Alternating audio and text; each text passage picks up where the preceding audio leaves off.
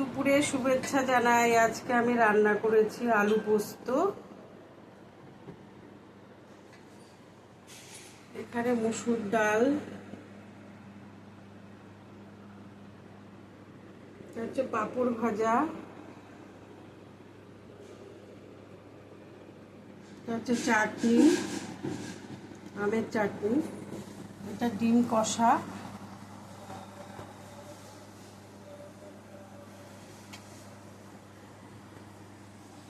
আর এটা হচ্ছে বিরিয়ানি। আমি যেহেতু মাংস খাই না, তাই আমার জন্য ডিম, আর এখানে হচ্ছে একটু চিকেন কষা। এই হচ্ছে আমার দুপুরবেলার মেনু। সবাই ভালো থেকো, শুভ কামনা রইল।